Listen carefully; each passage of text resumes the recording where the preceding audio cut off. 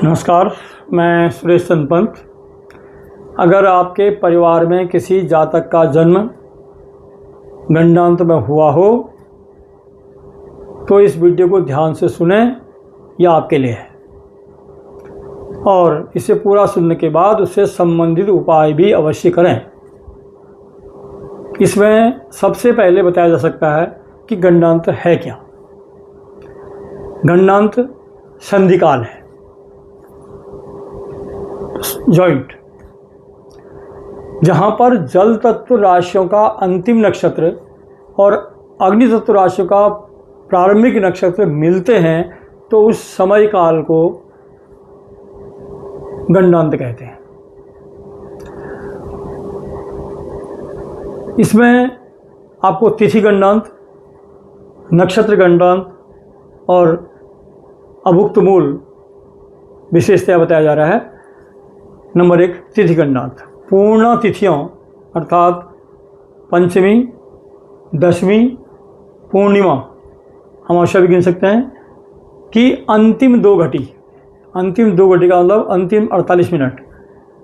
नंदा तिथियों षष्ठी, एकादशी, प्रतिपदा या प्रथमा की आरंभ की 2 घटी के समय अंतराल को तिथि गंडांत कहा जाता है। अर्थात 48 मिनट पूर्णा के, 48 मिनट नंदा के, कुल लगा के 96 मिनट का जो समय है यह तिथि गंडांत हो गया, कहलाएगा। गंडमूल रेवती, अश्विनी, ज्येष्ठा, मूल, आश्लेषा, मघा, ये नक्षत्र गंडमूल नक्षत्र कहलाते हैं। अगर जन्म के समय चंद्रमा इनमें से किसी पर भी हो तो उसमें कहा जाएगा बालक का जन्म या बालिका का जन्म गंडमूल नक्षत्र में हुआ है, गंडमूल में हुआ है। नक्षत्र गंडांत इन्हीं में से रेवती, ज्येष्ठा, आश्लेषा की अंतिम आधी घटी अर्थात 12 मिनट और अश्विनी, मूल, मघा की प्रारंभिक आधी घटी अर्थात 12 मिनट, कुल लगा कि 12 मिनट यहाँ के, 12 मिनट यहाँ के, तो 24 मिनट का जो अंतराल है उसे नक्षत्र गंडांत कहते हैं। अलग अलग विद्वानों ने इसकी व्याख्या अलग अलग कर रखी है। किसी ने इन्हें 12 मिनट यहाँ, 12 मिनट यहाँ का रखा है, किसी ने 24 मिनट यहाँ, 24 मिनट यहाँ का रखा है। कुल लगा के उनका उद्देश्य संवेदनशील इलाके में से अलर्ट रखने के लिए कह रखा है, उसका उपाय करने के लिए कर रखा है।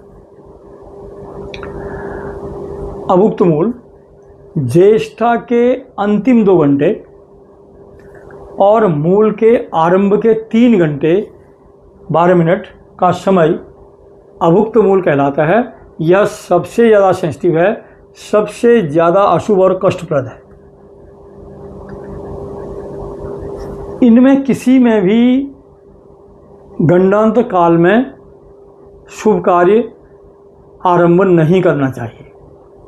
अगर गंडांत में जन्म हो या गंडांत में यात्रा शुरू करें या गंडांत में विवाह हो तो उसके दूरगामी अशुभ प्रभाव होते हैं, लंबे समय में प्रतिकूलता दिखाई देती है। इसका मतलब मुहूर्त का निर्धारण करते समय गंडांत का भी ख्याल रखना चाहिए।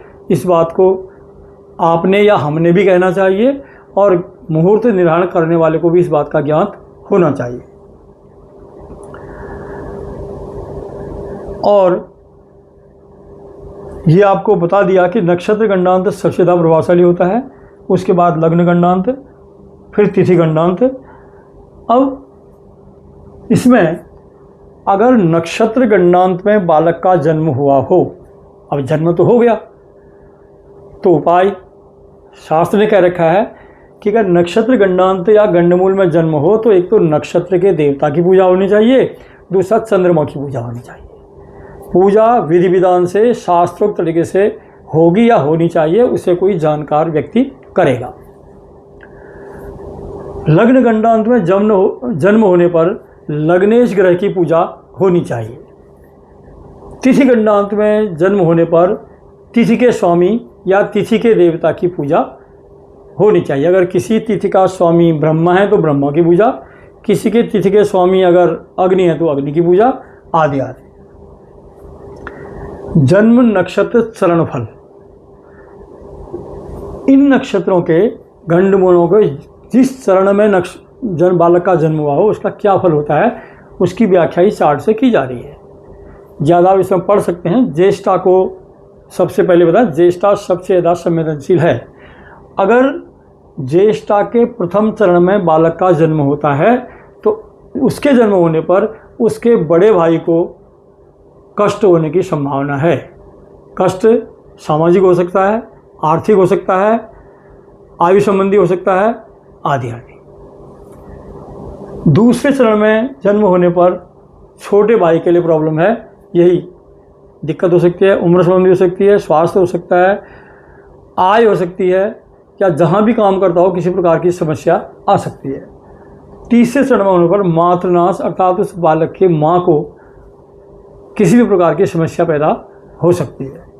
चौथा, स्वनाश अर्थात ज्येष्ठा के चतुर्थ चरण में अगर बालक या बालिका पैदा हो तो उसके लिए ही बुरा है, चाहे वो बीमारी हो, चाहे कोई और दिक्कत आए, उसका उसे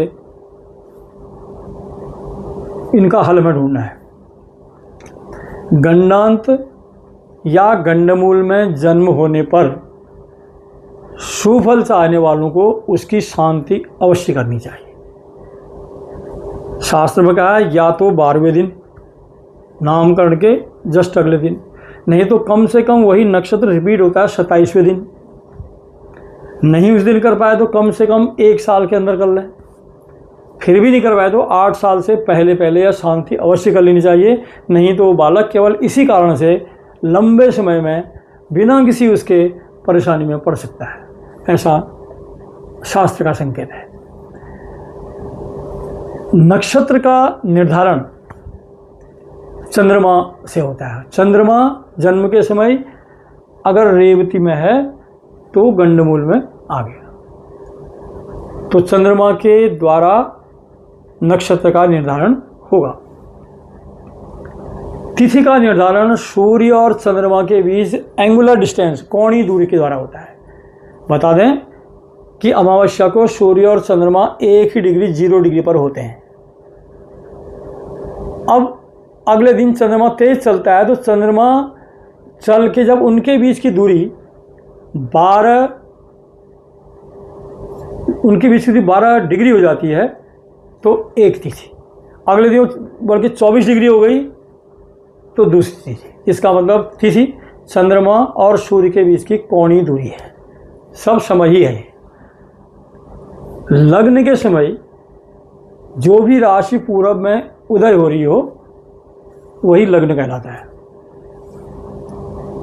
गंडांत बिंदु में जन्म कुंडली, अगर गंडांत बिंदु जन्म कुंडली में है अर्थात जन्म गंडांत हुआ है तो उसका उपाय अवश्य करना चाहिए।